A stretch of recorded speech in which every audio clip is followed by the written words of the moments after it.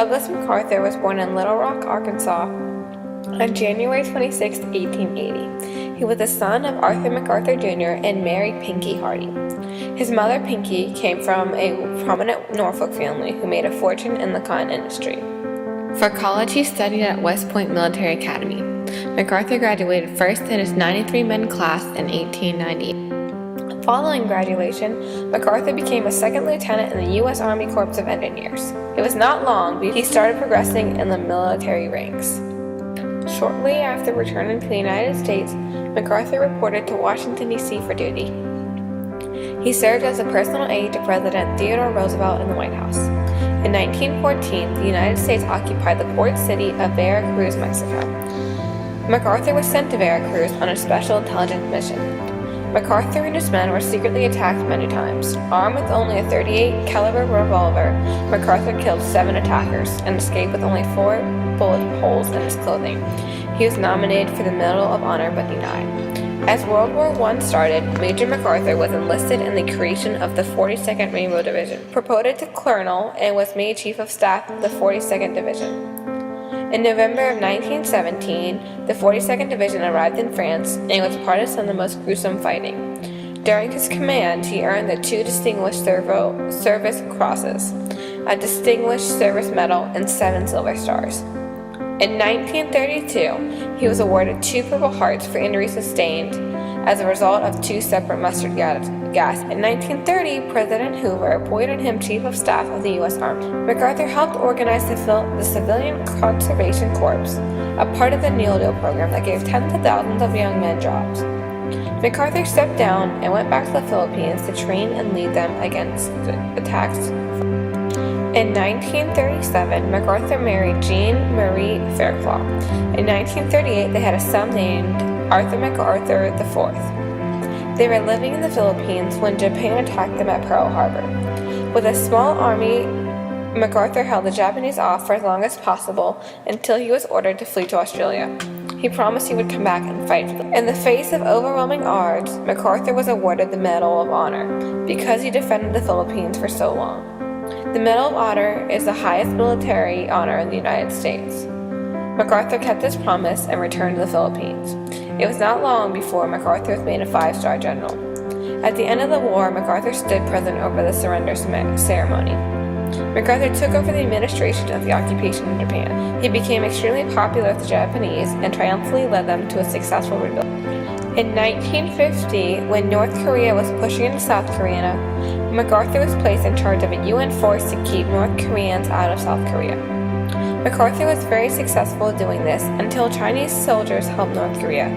MacArthur and President Truman argued over military retaliation, so Truman relieved MacArthur of his command on April 11, 1951. After being gone for 14 years, MacArthur returned to the United States to receive a hero's welcome.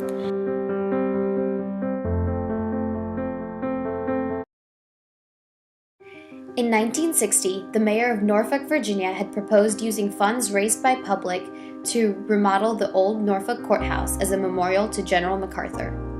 This monument, in all, was divided into 5 parts throughout the heart of Norfolk. First, a mall, known as MacArthur Mall, was named after the general. Second, a city center or gallery was created to showcase the glories of the American involvement through World War I, World War II, and the Korean War. Third, a park and tram station was named after MacArthur. The park area provides a somber landscape for visitors to reflect and relax before and after visiting the memorial. Fourth, a research center was created to save artifacts, records, and information regarding MacArthur and the wars he fought in. This center was named after his wife, Jean MacArthur. Last but surely not the least, the old courthouse serves as a memorial ground for the general. Restored and remodeled, the building contains 9 galleries whose contents reflect the general's 50 years of military service. The architecture was by Thomas Walter, who was the 4th architect of the Capitol, responsible for the central dome that brought the U.S. Capitol building to its modern appearance.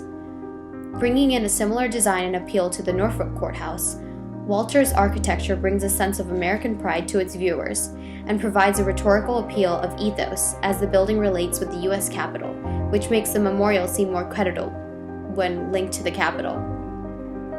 The park outside the memorial has stones that represent lives lost, battles fought, and associations and people who sponsor the memorial. These stones began the journey that lead to the 5 stars on the front steps of the courthouse memorial. The symbolism of the 5 stars, MacArthur's credo, and country flags, which all represented constantly around the area of the memorial and in the galleries themselves, show the strategies of repetition. Technology is integrated within the 2-story building when one enters the 2nd floor, and a simulated call center is shown, where visitors can pick up the phones to listen to a short audio clip that provides information about the topics highlighted in the area. Around the memorial, artifacts of MacArthur's life and service adorn the walls and rooms, which provide the audiences with powerful senses of pathos as they reflect on the Grand General's life. After leading a long and successful life, Douglas MacArthur died of kidney and liver failure at age 84 on April 5, 1964. He was honored to the very end with a mournful yet proud state funeral in Washington, D.C. Later, his body and his wife's body were buried in Norfolk, Virginia. The sepulchre where MacArthur and his wife are buried is the first sight one sees when stepping into the memorial. As one walks through the memorial, one feels a connection to MacArthur and all he has done. Along with the sepulchre, the rotunda contains flags from every regiment MacArthur was a part of. Famous quotes and sayings of his are carved into the walls. As you move throughout the museum, the connection visitors feel grows even stronger. The climax is reached once one steps into the room with all of MacArthur's military medals and awards, along with his full uniform. It is the epitome of the honorable life MacArthur lived. After experiencing his life throughout the museum and reaching the climax of his death, and the most important of his accomplishments, one ends up back in the rotunda. The sepulchre of MacArthur and his wife means something different. Visitors get chills up their spines and is not something easily forgotten. As visitors take one more reflective look, MacArthur's credo of duty, honor, and country is instilled in their hearts. In one of his addresses to West Point, MacArthur emphasized the 3 points of duty, honor, and country. Duty, something one is expected to do by moral obligation. Honor, possessing a character of honesty, fairness, and integrity. Country, our great nation that stands for hope, justice, and democracy. Those 3 hollowed words reverently dictate what you ought to be, what you can be, and what you will be. They are your rallying points, to build courage when courage seems to fail, to regain faith when there seems to be little cause for faith, to create hope when hope becomes forlorn. They build your basic character. They mold you for future roles as the custodians of the nation's defense. They make you strong enough to know when you are weak, and brave enough to face yourself when you are afraid. They teach you to be proud and unbending in honest failure, but humble and gentle in success. Not to substitute words for actions, not to seek the path of comfort, but to face the stress and spur of difficulty and challenge. To learn to stand up in the storm, but to have compassion on those who fall. To master yourself before you seek to master others. To have a heart that is clean, a goal that is high. To learn to laugh, yet never forget how to weep. To reach into the future, yet never neglect the past. To be serious, yet never take yourself too seriously. To be modest, so that you will remember the simplicity of true greatness, the open mind of true wisdom, the meekness of true strength. They give you a temper of the will, a quality of the imagination, a vigor of the emotions, a freshness of the deep springs of life, a temperamental predominance of courage over timidity, of an appetite for adventure over love of ease. They create in your heart the sense of wonder, the unfailing hope of what next, and the joy and the inspiration of life. They teach you in this way to become an officer and a gentleman. A soldier is expected to perform their duty with honor and to protect their country. But we all have this duty. We all must try our hardest to act with honor. We all must uphold our country's values and protect them. These are actions that must be taken by everyday citizens, and this is what the MacArthur Monument distills in its visitors.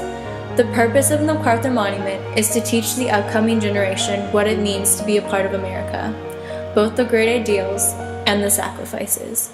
The hardship of our country's beginnings and the terrors of the wars it has gone through have become forgotten and lost. Our personal freedoms are often taken for granted, with no thought for the people who have laid down their lives in order for us to be free. The monument memorializes MacArthur in a way that highlights his struggles and celebrates his triumphs with our great nation. While we will not all become soldiers in the typical sense of the word, we must all be soldiers at home. We have a responsibility to our country, fellow neighbors, and the future generation. Together, we can make our country better, and we can work towards an even brighter future.